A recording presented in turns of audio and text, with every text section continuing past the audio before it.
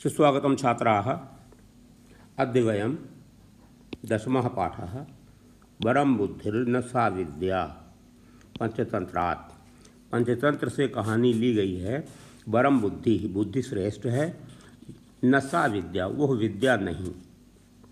इसके बारे में एक कहानी है। कहानी को हम पढ़ते हैं। एकस्मिन् नगरे, एक नगर में चत्वारः ब्राह्मणपुत्राः, चार ब्राह्मण पुत्र परस्पर मित्रभावेन, परस्पर मित्रभाव से बसन्ति स्म, रहते थे। तेषु त्रयः, उनमें से तीन शास्त्र पारंगत थे, शास्त्रों का ज्ञान था उन्हें, परंतु बुद्धिहीना आसन, लेकिन बुद्धिहीन थे, बुद्धि नहीं थी। एकः तु बुद्धिमान, एक तो बुद्धिमान था परंतु शास्त्र परामुखः आसीत्, शास्त्र से विमुख था, शास्त्रों ज्ञान उसे नहीं था। तस्य नाम सुबुद्धि आसीत्, उसका नाम सुबुद्धि था। विद्याध्ययने तस्य रुचि न आसीत्, विद्या के अध्ययन में उसकी रुचि नहीं थी। अथ कदाचित, उसके बाद कभी, तैः मंत्रितम, उनके द्वारा सलाह किया गया, मंत्रणा की गई। को गुणा विद्यायाः, विद्या का क्या गुण है। यदि देशांतरम गत्वा, यदि दूसरे देश में जाकर धनोपार्जनम न क्रियते, धन का उपार्जन नहीं किया। ततः ते, उसके पश्चात वे पूर्व देशम प्रति प्राचलन, पूर्व देश की ओर प्राचलन चले गए। तथानुष्ठिते, वैसा करते हुए, तैः, उनके द्वारा, मार्ग में, अटव्याम, झाड़ियों में या जंगल में, कानिचित अस्थीन अपश्यन, कुछ हड्डियाँ देखीं।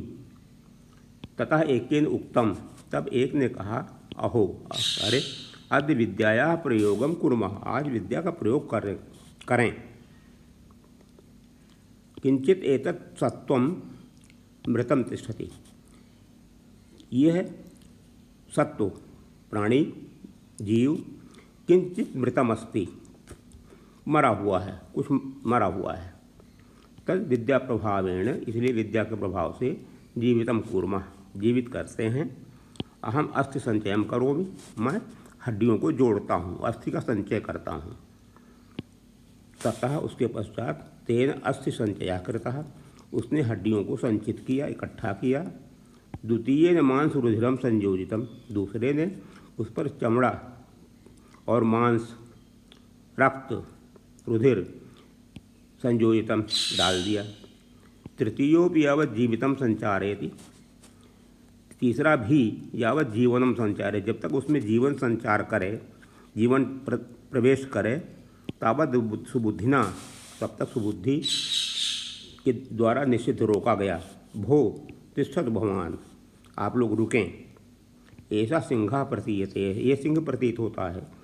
यदि एनम सजीवम करिष्यति, यदि इसको सजीव करोगे, ततः सर्वान् व्यापादयिष्यति, तब यह सर्वान् अपि, सभी को व्यापादित, मार डालेगा। इति श्रुत्वा, ऐसा सुनकर, तेन कथितम, उनके द्वारा कहा गया, धिक् मूर्खः, धिक्कार है मूर्ख, नाहम विद्याम विफलाम करोमि, अहम विद्याम विफलाम न करोमि, मैं विद्या को विफल नहीं करूँगा।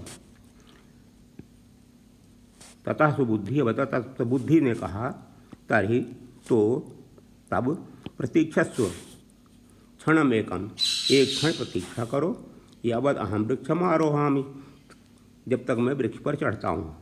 इति कथयित्वा, ऐसा कहकर वह वृक्षम आरोहत, सह वृक्षम आरोहत, वह वृक्ष पर चढ़ गया।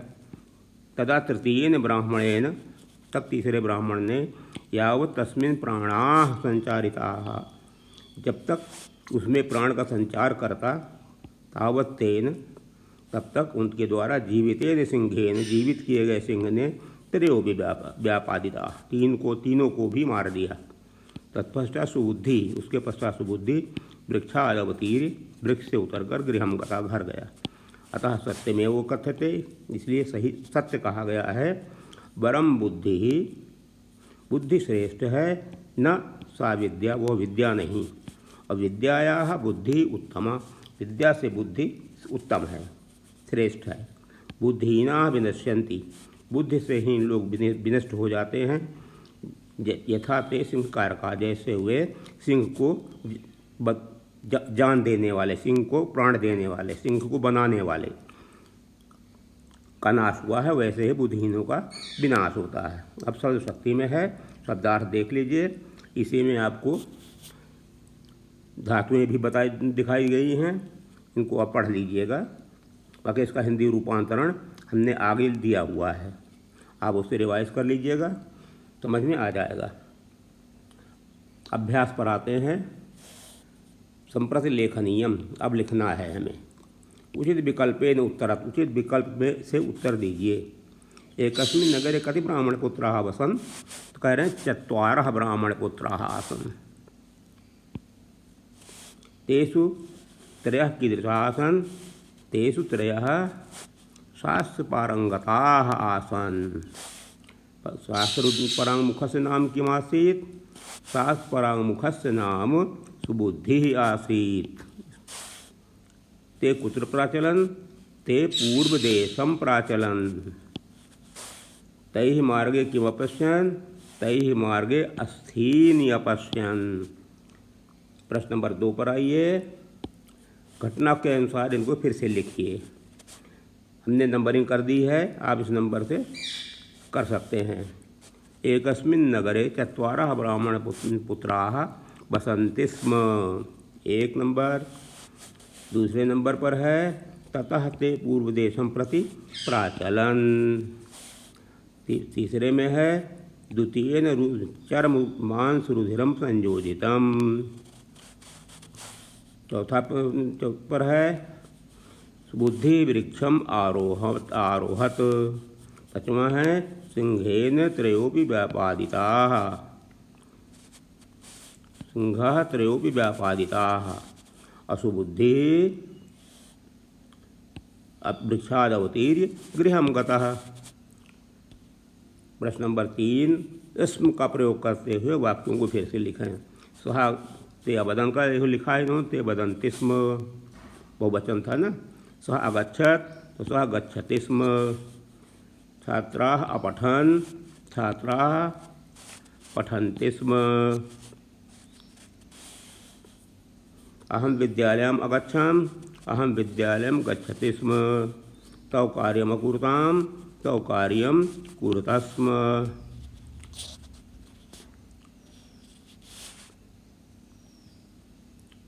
मंजूषायाः उचितव्ये पदैः रिक्त स्थानानि पूरयत, रिक्त स्थान को पूरा करना है जो मंजूषा में शब्द दिए गए हैं। पहला है तर्हि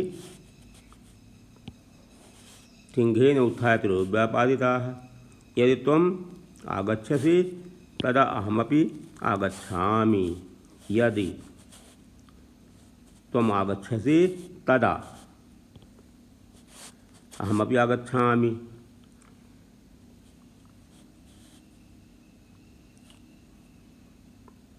तदा प्रातःकालः अभवत्।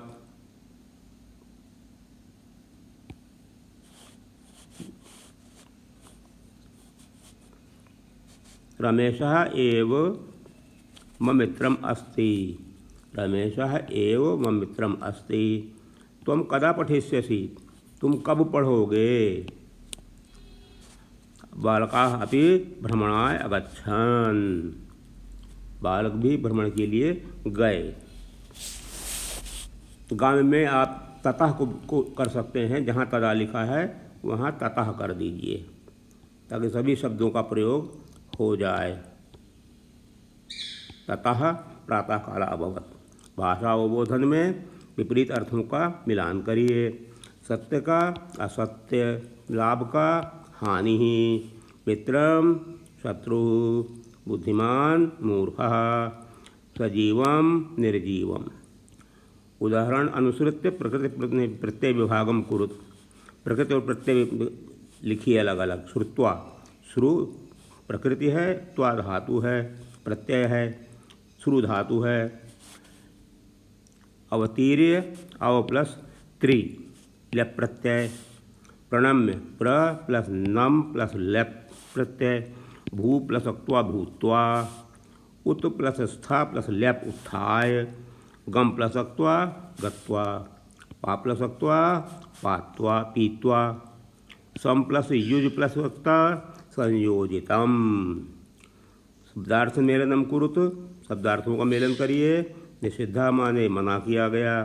संचारयति डालता है। प्राचलन चल दिए। संयोजितम इकट्ठा किया। अटव्याम जंगल में। इसके पश्चात आपका क्रियाकलाप में दिया गया है काकः एकः काकः पिपासितः अस्ति, घटे जलम न्यूनम आसीत्, पिपासया सह इतस्ततः परिभ्रमत। सह है ना, समीपे कानिचित प्रस्तरखंडानि आसन, समीप में कुछ पत्थर के टुकड़े थे। काकः प्रस्तरम घटे न्यक्षपत, घड़े में डाल दिया। जलम ऊपर में आगच्छत, जल ऊपर आ गया। काकः जलम पिबति, कौवा जल पीता है। जलम पीत्वा सह उड्डयति, जल पीकर वह उड़ जाता है। प्रसन्नः च भवति, प्रसन्न होता है। अब इसका हिंदी रूपांतरण देख लीजिए, पूरे का दिया गया है। आप इन्हें रिवाइज कर लीजिए और सारा सब कुछ स्पष्ट हो जाएगा। Thank you.